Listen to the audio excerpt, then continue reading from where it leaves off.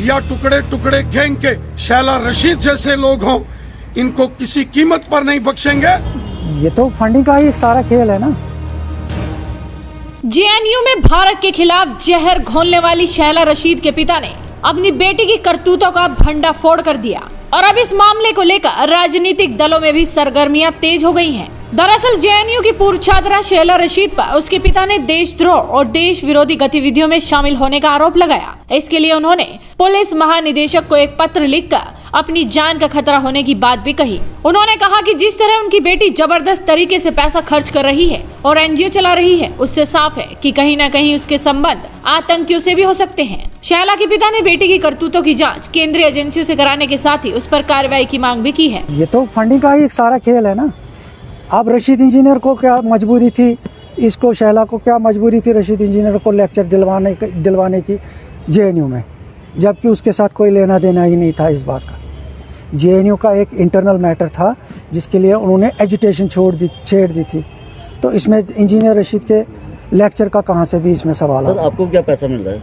जी आपको पैसा मिल रहा है क्या? नहीं, उन्होंने मुझे बुलाया, उन्होंने मुझे 3 करोड़ का कुछ पैकेज बता दिया। हमने शैला के पिता ने ये भी कहा कि जो लोग आज टेरर फंडिंग में एनआईए की गिरफ्त में हैं, चाहे वो पॉलिटिशियंस हैं या बिजनेसमैन हैं, ऐसे में आतंकी गतिविधियों में कहीं न कहीं इसका भी साथ जरूर दिख रहा है और ऐसा इसने क्यों किया ये उनकी समझ से बाहर है। मैंने उसे कई बार समझाया कि इन सब चीजों से दूर रहे, लेकिन अब मुझे जान से मारने की धमकी मिल रही है। जेएनयू की पूर्व छात्रा के पिता अब्दुल रशीद ने आगे आरोप लगाया कि उन्हें मुंह बंद रखने के लिए पैसा भी ऑफर किया जा रहा है। वहीं पिता के मीडिया में सामने आने के बाद शैला रशीद ने भी ट्विटर पर अपनी सफाई दी। शैला ने पिता के आरोपों पर प्रतिक्रिया देते हुए कहा कि वीडियो में जो आरोप पिता ने लगाए हैं वो एक पुराना मामला है। शैला ने ट्वीट में ये भी लिखा कि मेरे जैविक पिता ने मेरी माँ, बहन और मुझ पर गंभीर आरोप लगाए हैं, तो ऐसे में ये साफ कर दूं कि वो पत्नी को पीटने वाले, दूसरों को गालियां देने वाले इंसान हैं। शैला यहीं पर नहीं रुकी, उन्होंने अपने पिता को भ्रष्टाचारी भी बता डाला। आगे उन्होंने लिखा कि इस आरोप के बाद हमने आखिरकार उन पर कार्रवाई करने का फैसला किया है। शैला रशीद ने ये भी कहा कि ये कोई राजनीतिक मामला नहीं है, ये हमारा पारिवारिक मामला है।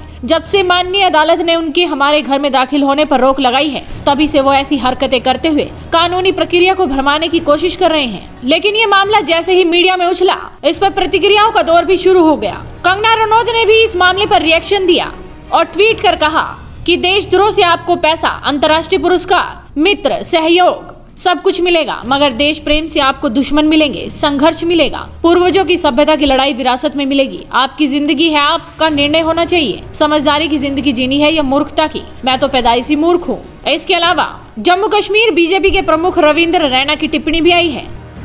जम्मू कश्मीर के अंदर अलगाववादी हुर्रियत कॉन्फ्रेंस के नेताओं ने टुकड़े टुकड़े गैंग के शैला रशीद, इंजीनियर रशीद और ज़हूर वटाली जैसे लोगों ने और कुछ राजनीतिक दलों के नेताओं ने पिछले 30 सालों में पाकिस्तान से हवाला का पैसा लेकर कश्मीर घाटी के अंदर मौत की दुकानें सजा के रखी हैं। इन अलगाववादी नेताओं ने, इन टुकड़े टुकड़े गैंग के लोगों ने और कुछ राजनीतिक दलों के नेताओं ने हमेशा कश्मीर घाटी को पाकिस्तान के इशारों पर लहूलुहान किया है। जम्मू कश्मीर के बेगुनाह लोगों की हत्या करवाने में अलगाववादियों का, टुकड़े टुकड़े गैंग के इन नेताओं का और कुछ राजनीतिक दलों के नेताओं का हमेशा हाथ रहा है। ये लोग हमेशा पाकिस्तान के समर्थक रहे हैं। चूंकि इनको पाकिस्तान से भारी मात्रा में पैसा मिलता है, ये नेता नहीं है, ये जम्मू कश्मीर के हमदर्द नहीं है, ये जम्मू कश्मीर की जनता के कातिल हैं। आज सारी दुनिया के सामने इन नेताओं की काली करतूतें सामने आई हैं। ऐसे तमाम साजिश करने वालों को बख्शा नहीं जाएगा। जो राष्ट्रद्रोह करेगा, जो जम्मू कश्मीर की जनता को लहूलुहान करने की कोशिश करेगा, उसको सख्ती के साथ निपटा जाएगा। वो आतंकवादी हो, अलगाववादी हो, वो राजनीतिक दलों के नेता हो या टुकड़े टुकड़े गैंग के शैला रशीद जैसे लोग हों, इनको किसी कीमत पर नहीं बख्शेंगे। जम्मू कश्मीर भारत था, है और हमेशा हिंदुस्तान रहेगा। पाकिस्तान की इस मौत की नीति को हम जम्मू कश्मीर में नहीं बर्दाश्त करेंगे। आपको बता दें कि शहला रशीद वही है जो लगातार मोदी सरकार के विरोध में बयानबाजी का सुर्खियां बटोर चुकी हैं। फिर चाहे वो सीए का मुद्दा हो, आर्टिकल 370 का मुद्दा हो, शहला मुखर रूप से हर बात को उछालने के लिए जानी जाती है। और अब जब उनके पिता ने ही उन पर ऐसे आरोप लगाए हैं, देखना होगा कि जांच एजेंसियां उन पर क्या एक्शन लेती है। इस वीडियो को शेयर कीजिए, साथ ही आपके अपने चैनल हेडलाइंस इंडिया को सब्सक्राइब कीजिए।